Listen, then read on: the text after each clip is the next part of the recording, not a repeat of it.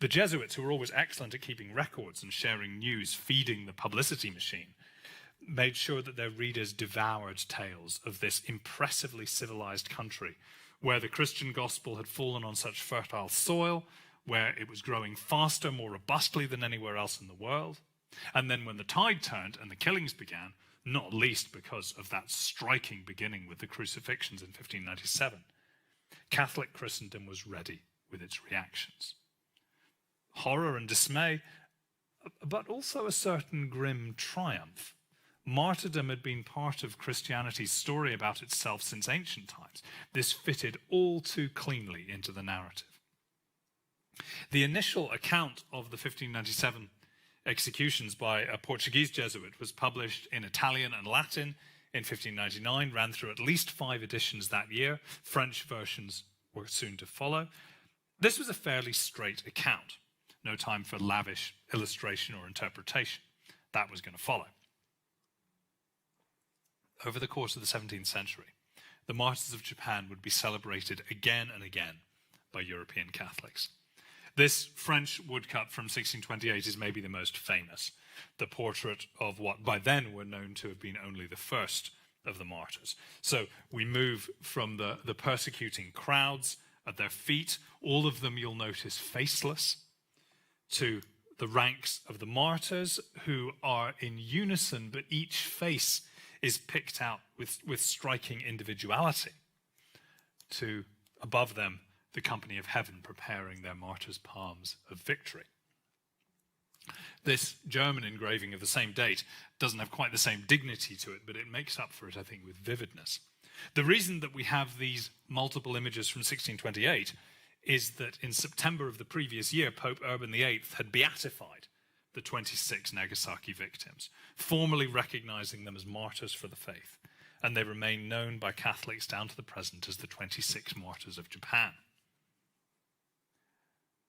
But as with any atrocity story, we always need to ask who benefits from the telling of this story. Whose interest is it in? Whose cause does it serve? In Europe, this is the age of the Counter-Reformation and of the 30 Years' War. So examples of Catholic militancy and faithfulness were very welcome. There were heroes to be emulated. There's also a lower, more political story about the perennial rivalry between different religious orders. The Japanese mission had mostly been the work of the Jesuits, but the 26 Martyrs of Nagasaki had been predominantly Franciscan. And since Urban VIII had earlier made saints of some of the first Jesuit founders, this helped to even the score. But there's another more specific story that's maybe of more local interest to us. By the late 1610s, the Japanese mission was effectively over. But there was another prickly, assertive island kingdom which had recently switched from being welcoming to Catholicism to persecuting it with brutal vigor. English Catholics didn't suffer quite so genocidal a purge as their Japanese brethren, but the story of what happened on the other side of the world, and especially of how heroically Japan's believers had held firm to the end, was very relevant here. This book is an English translation of the first-hand account of that persecution written by the Spanish Jesuit Pedro Morejon, published in 1619, and it came with a freshly written preface addressed to all that suffer persecution in England for Catholic religion. And the translator emphasized just how similar the Japanese and English situations were. They, he says to English Catholics, be falsely slandered and calumniated in many things by the devil's ministers, and so be you.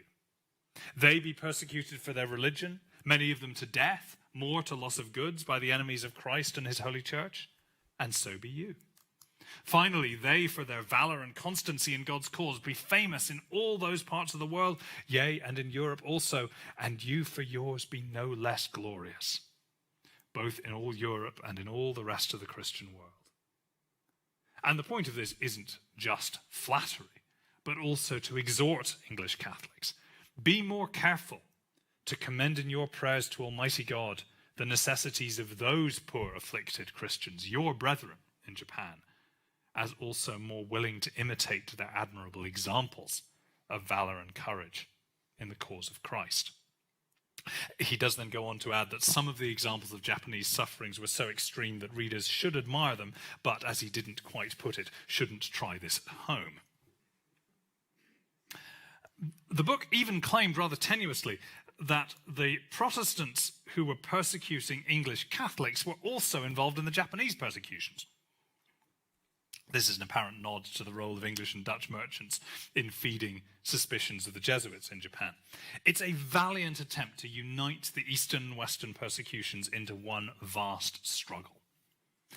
And it's not completely groundless, but in fact what made the example of the Japanese persecutions so powerful in a divided Europe was that even Protestants were forced to concede their admiration for the steadfast of Japan's Catholics.